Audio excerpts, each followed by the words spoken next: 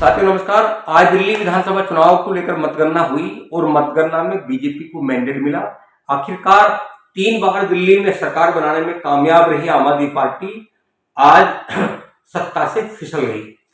दरअसल कहते हैं कि राजनीति श्याम दाम दंड भेद का खेल होता है और हमेशा संभावनाओं पे सब कुछ चलता है। तो आज हम उन मुख्यमंत्री की कहानी सुनाएंगे जो मुख्यमंत्री जब उन पर संकट आया, जब जेल जाने का नंबर आया और जब वो अपने विश्वसनीय लोगों को मुख्यमंत्री बनाकर चले गए, उसके बाद ऐसे भी मुख्यमंत्री हैं जो वापस लौटकर मुख्यमंत्री नहीं बने।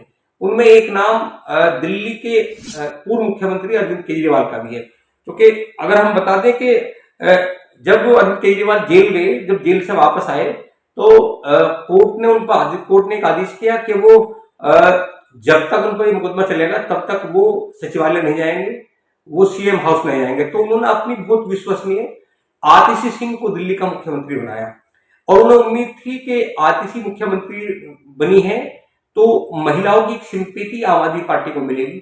ये उन्होंने ऐलान भी किया कि अब जब जनता चाहेगी तो तभी वो दिल्ली के मुख्यमंत्री बनेंगे।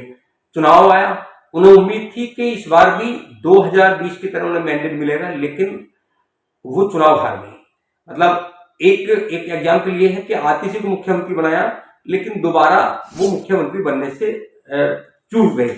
अब मैं बात करता हूं नंबर 2 पे हेमंत सोरेन की। झारखंड के मुख्यमंत्री हेमंत सोरेन, जब उन पर एक मुकदमा दर्ज होता है सीबीआई और ईडी का जब मुकदमा चलता है तो उन्हें एजेंसी जेल ले जाती है।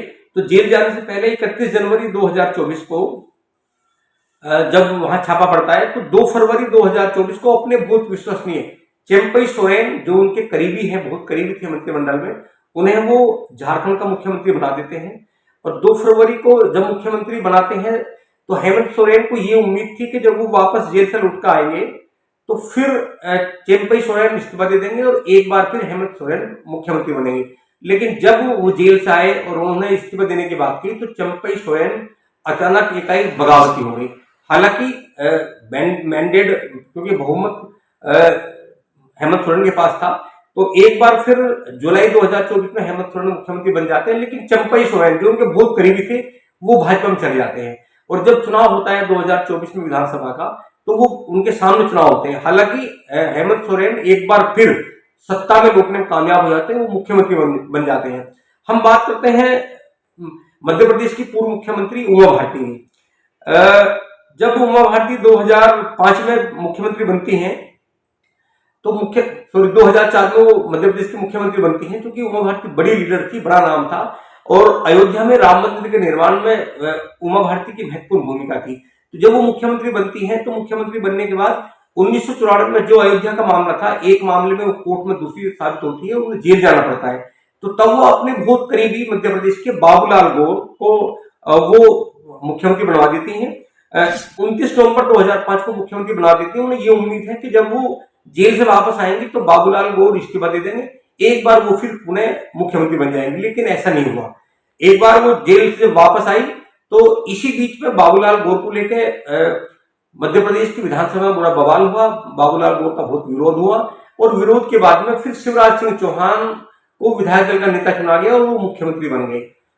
शिवराज सिंह जब मुख्यमंत्री बने उसके बाद फिर उमा भारती भी ऐसा नाम है कि वो भी एक बार इस्तीफा देने के बाद जब वो अपने करीबी को मुख्यमंत्री बनाती हैं तो फिर वो भी लौटकर दोबारा सत्ता में मुख्यमंत्री नहीं बनती हैं। तीसरा नाम लालू यादव का है।